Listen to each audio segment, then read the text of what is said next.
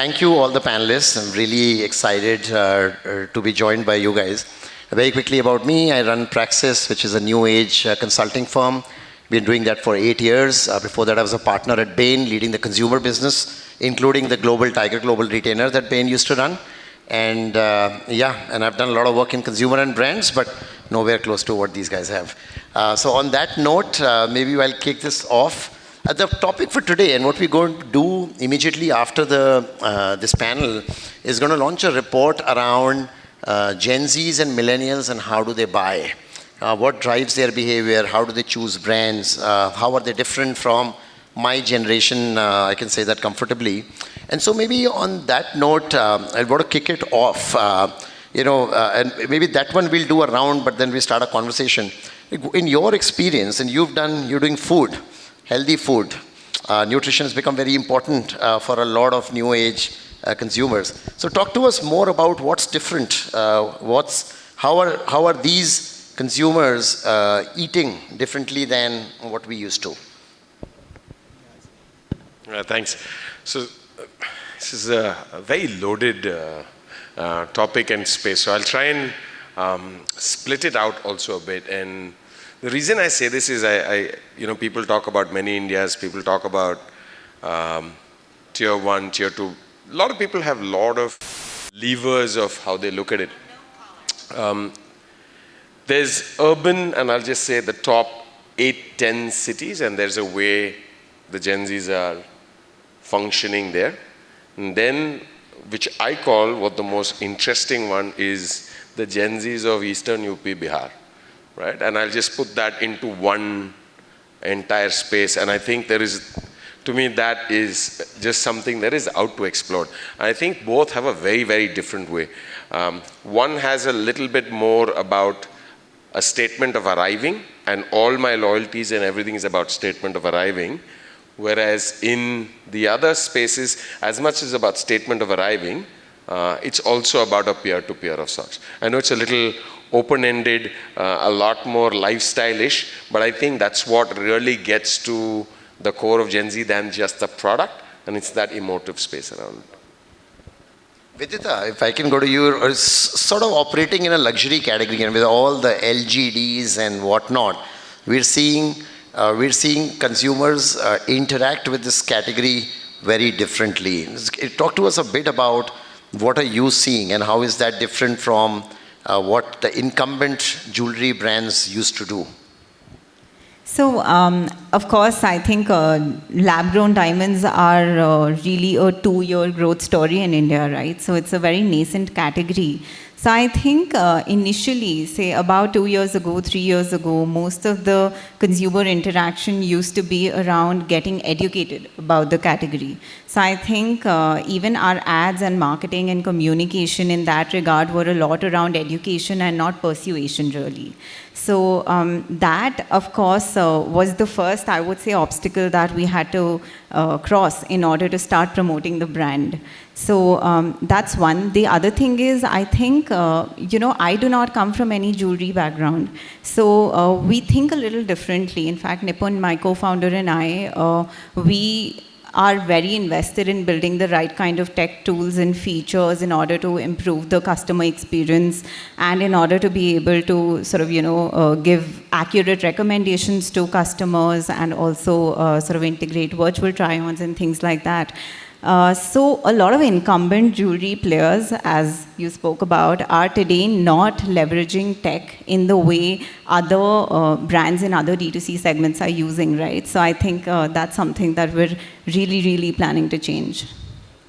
And we go to on the luggage side, which is again a slightly different category, probably like jewelry in terms of frequency of consumption, but just talk to us about how do you see this new consumer behave differently? So, to answer your question, right, how does a Gen Z new consumer, what are they looking for? And if I have to answer this in one word, convenience. And the anecdote I'll give is a year ago when we started our journey on quick commerce, when somebody from Zepto reached out to us and said, hey, let's, after a Shark Tank journey, said, okay, let's do luggage on quick commerce. We were like, but who's going to buy luggage on quick commerce, right? Very counterintuitive. Surprisingly, strangely, it is doing very well and across all quick commerce platforms. And of course, you can relate to it with your own kids, how they are behaving, how they are, purchasing online. And the bottom line is convenience. I think that is what you have to give to the new generation, along with, of course, like quality, etc., have become, hygiene now. And I think you mentioned how will my generation, your generation, our generation purchase. I think that $100, extra for something is something you would say, no, we want it for the best price, not the new generation. For them, the 100, 150, it's as if they are thinking in dollars. Just $1, chalo, chalta types. But yeah, I think convenience is what they are looking for, along with style, fashion, and that's what we have tried to get into our product right from the very beginning. I mean, that is where actually we started, right? We saw this huge market gap where the earlier luggage category players were all the boring, dull, safe colors. And we said, okay, and now with the new generation, the Instagram generation, probably get more colors, variety, style into it. And that is what is shown in our product lines too. Yeah. But with that, let me get to Dishant. He's talking, but there are two counterbalancing things we hear when we're doing work with new age consumers. One is, you said, they value convenience, they want quick, they don't want to wait, they're not patient. But on the other hand, they're very thoughtful, they're doing a lot of research on everything they buy, even cornflakes, even cereal. There is actually, content is playing a far more important role because they are learning. And one of the themes we point in the report is edutainment and education of the consumer. And jewelry you can still imagine because it does need education. But other categories also is a lot more education. So, Dishant, you do sneakers. Sneakers in some ways is a statement of style for a lot of the new generation. I've been to a store in Bombay which sells sneakers at 80,000 rupees. And God knows how they do it, but it does sell. So talk to us a bit about, do you see similar experiences, and how do you leverage, what are the levers of consumers' mind that you leverage to grow the brand more? Yeah, I think convenience is important, but not for our category. Like, we operate in a fashion footwear market. For us, we always try to optimize for aspiration. When you're wearing a sneaker, the logo of the company, of the brand, is the centerpiece of it. So if the logo is not aspirational, if the brand is not aspirational, then the logo will be hidden at the back and you can't really sell it. So we worry most about aspiration. And for us, aspiration is a function of our own narrative. What we are seeing on Instagram, how do we design our stores, how do we design our website, what kind of influencers do we partner with. And the second thing is social proof.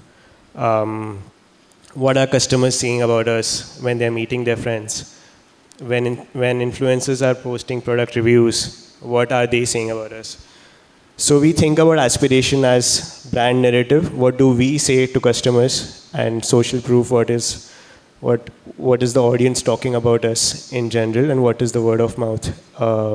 So for us, convenience is not the topmost priority. It is creating an aspirational brand. And just to add to that, imagine a Nike brand without the swoosh. You can't even imagine the brand value.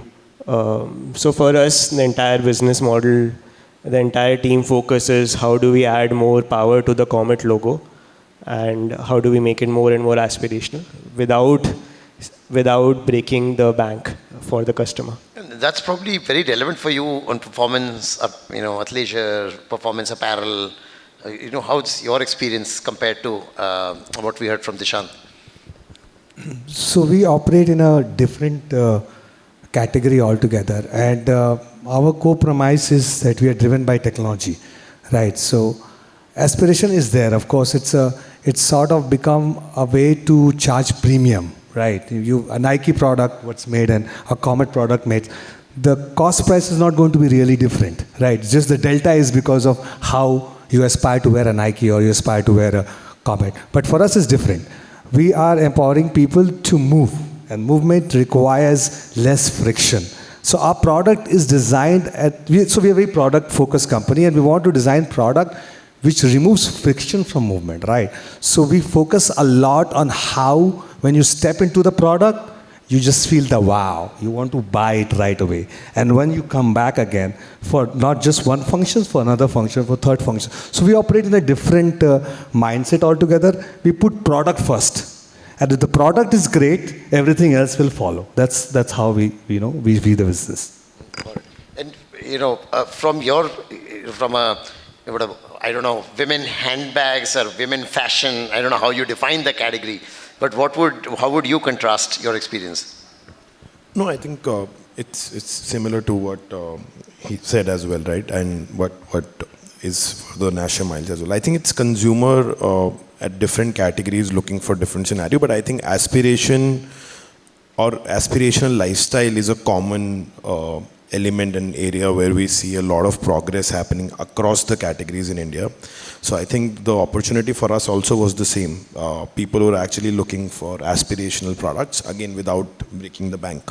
So it's people, now people have realized and they're experimental. So I think it's creating a lot of opportunity for a lot of Indian brands to come in and compete with likes of international brands. But I think all of them are seeking for an aspirational lifestyle, but some of them are looking for convenience for certain categories. For some, convenience might not be much relevant.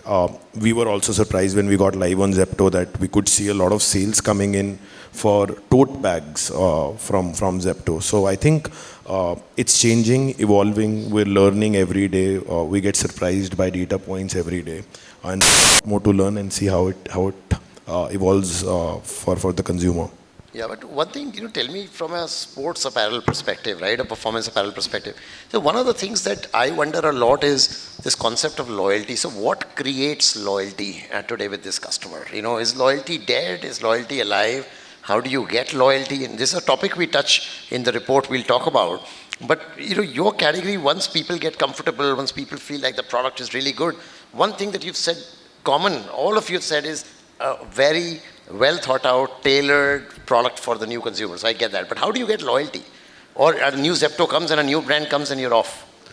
I think that's consistent for all brand. Loyalty is basically delivering the promise you make to the consumer. Right? So if you make a promise and you're delivering on that promise, that consumer will come back. So loyalty is not an instant phenomena. It's an over a lifetime of consumer experience with your brand. So for us, the philosophy is simple. What we promise, we must deliver that minimum. And then the consumer come back. We have a 65% retention of our customers. So it speaks a lot. We may not be the most well-known brand, but what customers buy us, they come back to us. And that's basically, I believe, the way I would define loyalty. In luggage, for example, it's a slightly low frequency purchase category. How do you think about loyalty? So I think, as you rightly said, luggage is, discretionary purchase, not really subject to repeat, right? So that's a challenge, but we do believe that, if the product is good, the service is good, the customer will come back. Now, in our case, loyalty would be not necessarily you're buying it for yourself, but once you buy our product, say a cabin bag or a medium size, then for your next trip, you'll buy the bigger one or the other way around. Now that we have entered the, in a big way, the backpack space, people will buy backpacks to go with, So, and then gifting. The next big thing is loyalty would be, okay, I like this product. It's a bag, perceived value of a bag, like it's a big bag, but at a certain price. People are likely to give, it's a very common gifting thing, especially during weddings, even for schools, school giveaways. So that, suggests loyalty. That said, our repeat rate, we have been tracking as of now, we can say that on a D2C site, so since we are primarily on marketplaces, on D2C, we have seen 15 to 20% repeat as of now. Unfortunately, we do not have the data on the marketplaces also, the way you will define cohorts is going to be very different, right? Like you don't have a concept of month-on-month loyalty or orders, or even quarter-on-quarter, so to speak. It wouldn't make sense. Yeah. In fact, if we were to go and to even try and market it, the marketing cost for acquiring somebody who's not going to buy either your coffee powder or your lipstick on a weekly or a monthly basis, it's not going to work. Correct. Absolutely. Yeah. What about jewelry? Jewelry, do you see jewelry typically 2 to 3 purchase occasions in a year, perhaps for a customer, a new age customer? What's your experience been on loyalty? So, firstly, I'll come to how I define loyalty in the sense of jewelry. So, I think today's consumers don't just buy products, right? They're also buying the story, the trust, and the purpose that the brand comes with. So, if you as a brand are able to communicate not just a functional benefit or a functional utility benefit that the customer is getting through the product, but you can also highlight a more emotional and social benefit that the customer gets out of it, then you in true sense can create a community that will be loyal to you. So that's how I think of loyalty. Now coming to the frequency, of course, jewelry being a high ticket value item, we do not see very frequent purchases from our customers, but on a yearly level, we have still been able to hit 20%. And if I sort of stack this against what fine jewelry or like natural diamond fine jewelry players are seeing, more often than not, people purchase one product in 2 years. So against that, the 20% that we are seeing is a refreshing change, and I think it's a mark of the service and staying true to the promises that we sort of deliver to customers. Jewelry is also a category where the brand is not evident on the product, unlike sneakers, shoes, soulful, national miles. So how do you create that social equity or social leverage that you spoke about? Because in your case, actually, loyalty is even more difficult, because loyalty is truly about a customer coming and buying. Nobody goes and talks about a jewelry piece unless asked for, right? And even there, you don't know how many people will say the truth. So how does that work? That social graph, how does that work? So initially, we did think that, the word of mouth for this segment is not going to be too much. But what we eventually realized was if people have good experiences, they at least talk about it with their closed ones, right? Maybe the first degree of connection, families, sisters, brothers, spouses, mothers, and things like that. So, once we sort of realized this, we also sort of tailor-made a few services that the brand gives. Now our loyalty program is not just an individual loyalty program, it's a family loyalty program and things like that. And we've also seen that, when repeats happen, people always get their family members with them, or even when the purchase happens. So I think the word of mouth to the first degree of connections in that sense is very strong with jewelry. So you also, a word that caught my attention is purpose, right? Most of the brands now have a purpose. So I think Soulful started with a purpose, right? It is very clear, and I've tracked the brand and I've consumed the brand. Talk to us a bit about, how important is that? How did that play into product choices, customer segment choices, channel choices, whatever the case may be? It's just hit like a. I like the way you're hitting all those core points with me, but I think one of my panelists said it beautifully, right? You can sell a product, but you're actually selling a story. I mean, when you're saying a story, there is something more to it, right? I think it was you who was talking about, yeah, fine piece of jewelry, but what's the story behind it? And ultimately, if you've got to get up every morning, and for a second, leave everybody aside, just take yourself, and if you have to get up every morning, serve that consumer, why you're doing what you're doing, everything then starts becoming a very different game. Right? So for me, without purpose, it's really you starting to do a very shallow piece. And if I then tie it up back to even something I think as loyalty, as quality, right? We're all playing a long game, but every ball is like a ball in a T20 game. So you're playing a test cricket game, but every ball is important, right? Every interaction with your consumer is important. Every reason that you're being there is important. So then how do you actually convert that? And how do you not have fatigue? Right? You're not going to have fatigue only if you're true and stay true to your purpose. Yeah. You may move your direction, you may move what you want to do, but ultimately if you're not looking at it in that perspective, and everybody has different pieces of businesses. So for example, ours is a lot of sub 5, sub 10, sub 20 rupees, right? And forget the 100, 200, 400, you have those. So it's just multiple sets of transactions. And so when multiple sets of transactions are there, and if I tie it back to what you're talking about, the Gen Z consumer, most unforgiving, right? Which means if you screw up, And then if you have the audacity not to say I screwed up, oh, you're really screwed up, right? If that whole tale makes sense. And then how do you ensure that you're just being very true, very honest, be as transparent as you can, and I think that's when brands with purpose are In built. fact, it's very interesting. So the three things that we're talking about, right? One is the purpose and the product, right? The product is tailored. It appeals to the audience. It creates a certain sensorial, functional experience, et cetera, et cetera. And there is a story which is more a brand, right? What's that environment? What's the aura you create around the product?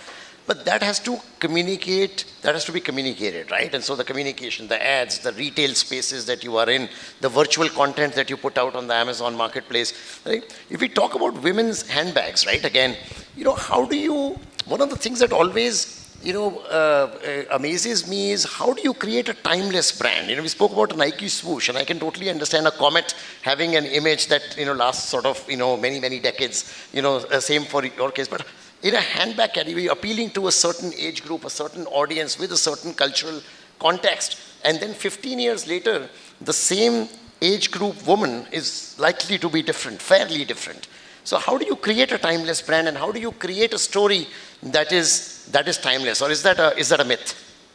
No, I think today it feels like it's a myth, because I think as a brand you have to keep evolving. Take an example of the biggest brand, Zara. Zara 5 years before or pre-COVID was very differently priced. For that matter of fact, Charles & Keith, international brand, when they came into the Indian market, was very different. Now they're double the price point. So I think a brand needs to keep evolving. We are seeing the generation difference every 5 years now. I have a 12-year-old in my family, and then I have a 5-year-old in my family. We are officially getting to Gen Beta from next year, so that's true. So every 5 years, 7 years, you see a difference in opinion, difference in the choices. So I think a brand needs to keep evolving. I think in coming years, brands who can actually evolve the way people are evolving, audiences are evolving, would stay relevant for the over period of time. Otherwise, I think every 5 to 10 years, there would be an opportunity for anybody to make a new brand in any of the category, because that might not be relevant 5-10 years down the line. But when you talk about sneakers, for example, sneakers by itself is a revolution or an evolution, right? We were not wearing, when I was going to college, we were not wearing sneakers. All we had was a Puma with a Ferrari logo on the side, right? But how do you see the category evolve, and therefore, how do you think about brand creation in a sustainable way? Yes, I'm saying overall, as the consumer is evolving and the category is evolving, how do you create a brand that will last 20 years, right? Consumers 20 years out, I don't know whether they'll be wearing sneakers or not at all. I don't know. So how do you think about that? The honest answer, Madhur, is that we have only been around for 1.5 years. So 20 years looking out, staying relevant is only a dream we could achieve. The job of a startup is to stay relevant that year, that next year. But if I were to guess what the answer is, I would think of staying relevant with times, which means staying connected with people who are relevant during that time. To give an example, the story itself has to change, the product has to change. I'll come to the product, but just the brand. How do you make the brand relevant, let's say 6 years later? If Diljit is not singing that time, then who else is singing? If Kartik Aaryan is not the most popular actor, then who is? So a brand has to leverage who is popular at that point, but also not lose its ethos. Like Nike cannot go and start not doing partnership with athletes, for example. So in order to stay relevant, you have to tie up with people who are relevant during those times. And obviously the product catalog has to evolve. Fashion changes very often. Every year there is a sneaker of the year, which is very different from last year. So you sort of have to understand where the fashion sense is going. But the brand is above that. The brand is made by people who wear your products, and not just the product itself. So we have to stay relevant with the people who are relevant during that time. In sports apparel, how do you manage that? Because it's still a somewhat more functional category, right? Because there is an element of performance, not just emotional gratification. How does that work? And I'll have the same question actually on luggage, but I'll let you speak first. I think so. Every brand, based on some premise. That premise has to be the core, and that core has to be relevant. You cannot keep changing the core. You cannot say today I am, delivering for example, us. We are looking to become the best running shoe in the world. That's what our core is, right?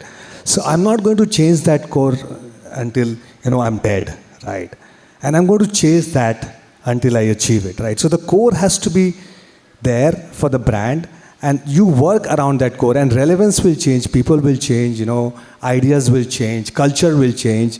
But if that core is strong and has a lifetime value, like delivering great food or delivering high performance product, then you would adapt to the cultural relevance that is at that time. Like Kartik Aaryan not being Kartik Aaryan, somebody else, stepping onto his shoes. So I feel that brands should continue to focus on core at all times and repurpose the rest of it. So that's my take on it. When it comes to luggage, how do you weave the story? Is there a story, or is it more about it's a better product, sturdier product? So, yeah. So to be honest, right, our story was, bringing the products, better products, different products rather, functional, right? Because the habits. So it was a functional product. Nobody looked at it as a fashion item. We tried to get that into place, and to a large extent, we have done okay there, and we are still building on that on a day-to-day basis, like adding a lot more colors, design, variety. Like somebody mentioned Zara, so we call ourselves, we are the, I wouldn't say fast fashion, but like the Zara of the luggage world with the variety and designs. But as as I think everyone summed it up pretty well, at the end of the day, you do not lose your core, and our core would be that being aspirational, reaching out to our customers, and our customers are looking for everything, I would say, right from the best value of a money product to to the right fashion product and convenience and durability in the case of luggage. And so we have to just try and give them that. And how you're able to get all those things together, I would say execution. But yes, while building a brand, I think building the brand is the tough part of getting there. But to get there, unless you have your business built solidly, your execution in place, it would be very difficult to deliver on those promises which we make to the customers. So, yeah, I mean, as boring as it sounds, at the end of the day, it is that nitty-gritty, nuts and bolts, which does count. Yeah. And Prashant, in the food category, and especially the kind of products that you're doing, more ethnic ingredients and so on, there is an element of habit formation, right? There is some taste locks that people get. You do like a certain cereal, you do like a certain cookie more, you like a certain candy more. So how do you see the sort of brands, do you face the challenge of or the fear of brand losing relevance over time? Or you think that's not as much of a concern for you? No, it's absolutely, that's one of the most biggest paranoid things, if you ask me, right? Because in food, there is flavors and you can't afford to miss that bus, period. But if I can just pull back and just connect with the previous one and then move in here, is way we look at brands is brands are immortal human beings, right? As much as it had to survive that first year and that first few years, the brand has to survive beyond. So, right? So for me, I always look at, sorry, I keep going back to a cricket analogy, but if I look at Rahul Dravid, right? There's an aspiration towards long-standing brands being built. And so if you have to do that, a lot of those functional parts of the business has to be there, which means in form of taste and flavor, if there is a new happening thing on taste and flavor, I know that Soulful will bring something out for me. When it is not a fad, but it's here to stay. So we might not be doing the minute it's out, the minute it starts setting in, it'll be inside the product range. right? So if it's, let's say in our example, there's a lot of stuff around probiotic, prebiotic, a lot of talk around it, not enough science. Science is coming in 2 months now we are out with a full range, right? So you'll do stuff like that, and you know that that's where as a brand, because if you don't get on that, then you've lost relevance. So if I can just... Got it. And Dishant, in a product like sneakers, I think one of the things all of you said, which is also pointed in the report, is what we call as trend chasing, right? Because the consumers are continuously chasing trends. And if it's Taylor Swift, it's Diljit, it's whoever, right? Every 2 months there is Ghibli. God knows every 2 months your communication has to sort of stay relevant to the new consumer. Otherwise, they lose you, right? And not just you lose them. So how, for you, I'm assuming it's very challenging, right? What are you doing? And I know in this 1.5-year-old 2-year journey where you covered a lot of ground. You have retail stores, you've got the product right, but what are you doing to make sure that the consumers come to you and you don't lose them? Is there anything around the retail experience? Is there anything on the product? Is there anything around post-purchase engagement? Is there anything like that? So Madhur, all the engagement today is on Instagram. People are not spending time watching television anymore or on the radio or reading newspaper. So our marketing strategy is all around Instagram. So we put out content that's probably one of the best in India across across categories, I would say. And you're doing a lot of content like very regularly? Not very regularly. Okay. Probably post 2 to 3 times a week. We don't post multiple times a day. We don't want to waste the time of the customer. And we mostly talk about when we are launching a new color or launching a new product. But at the same time, we kind of play with the way we are putting out the content. We'll post computer-generated videos, or we'll post very, very interesting, like we had a mango shoe. So we posted a video of a person chopping a mango and making a mango shake, and as soon as you put the mixer on, the end result is a comet shoe, which looks like a mango shoe.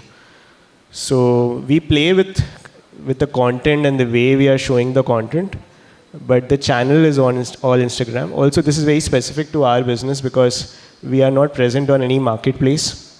So all our traffic goes from Instagram homepage to our page on Instagram and then our own website. So it's very specific to our category and the strategy which we have chosen. But new brands will be built on Instagram because that's where people are spending time, right? Like if you think about Nike, it blew up in late 70s where basketball was starting to show on American television. Around the same time, television became like mainstream in the US. And then people used to watch sports, then you're looking at shoes. Now that is not true anymore. I mean, you are looking at IPL and sure, but like cricket shoes, people can't wear on streets. So as such, cricket shoes don't have relevance in India. But the other channel is Instagram, that's where people are spending time. So how do you keep engaging the audience without becoming an influencer? Influencers somehow have the best influencers have 3 to 6% engagement rate, which means if they have 100,000 followers, they'll probably get 3,000 to 6,000 likes on average. Brands don't even have 1/100th of that average. Like I'm talking about brands which don't have great engagement rate. We try to be in that influencer category. Like as if I should strive to have, today Comet has 200,000 followers on Instagram. We put up a post and we wish to have 5,000, 6,000, 8,000 likes on that post. And internally our bar of putting something on content is so high that we would rather run it at ads than put it as a content. Got it. Content bar is very high for us because we want people to like and share, because if our posts have likes and shares, then that is also a form of social proof that this brand is aspirational. People are talking about it, whereas other categories or other footwear brands on Instagram have hardly zero engagement on Instagram. And Howard, in Miraji also you see the same? Is there any difference because of gender, etc. at all, or do you notice the same thing? I think the basics remain same in terms of creating a content, setting the bar high for the kind of content we do, playing around with the content, not just a beautiful bag-looking picture in a beautiful setting, but also how he narrated a mango shoe. We've done similar with some AI, a big-ass truck going, carrying a big bag in Bombay. So we keep playing around with content ourselves as well. But yes, I think similar thinking in terms of how can we and brand become sort of influencer in terms of engagement and the kind of content that you actually push out. I think the basic, again, as I mentioned, remains the same, because ultimately consumer processing of thinking towards the brand more or less on social media or on Instagram is happening the similar way. On luggage, any thoughts? And we're pretty much out of time, so I'm just taking last round of comments. Any thoughts as in... Yeah, any thoughts on communication, the brand, what do you do different? Or anything else you want to share around how to engage, the new age customer and make them loyal? So like, as we said earlier, our category is not that prone to repeat purchase. So there's only a level up to which we can go and try making them loyal as in terms of spends. But yes, as long as your product is good, like for luggage, what do you need, right? You need durability and reliability. So as long as your product, that part is taken care of, we do believe, and we have seen that they will come to you. They will come to you not just for, repeats in that same category, but also in allied category like backpacks. They would come and buy backpacks as they have been doing past. So I think that is what it is. Other than that, yeah, nothing more to add. I think we just have to keep trying everything. Something will work, and when that works, you go back and say, okay, this is what I thought, and that worked well. This was my vision. But I think ultimately all of us, I would say most of us, we do end up trying a lot of things and then, choose one which works. It's a very iterative process, I believe. And that's how it's been for us. And Vidita, you've done some of this trend chasing as well, and has that worked on Instagram, just putting new posts, being relevant to the customer, basis the context of some of the trends. Is that something that you've used successfully, or are you still experimenting? Yeah, I think in today's day and age, the attention spans are shrinking and the options to customers are exploding. So in order to stay relevant as a brand, you need to sort of ride on, waves of viral content. Every other day there's something that goes viral, and if you can ride the wave the next day or the same day, if you can post something and customers keep seeing this kind of content on your page, they will build a very high recall for the brand. Okay. So it's definitely something that we internally try to incorporate through, social media posts that have trending music or that have trending formats and things like that. So I think that is necessary. But we just heard from Abhishek, I think it is important to actually crack the product. So when it comes to trends, one thing that we do very religiously is keep tracking what is working, not just online, but also in stores, and stores individually, so that I know what people are consuming as well as liking in a Chennai, in Bangalore, in Gurgaon, in Delhi, because all of the stores display very different tastes and preferences. So being very closely associated with these changes and making sure that you have the right assortment is what really helps you catch the trend.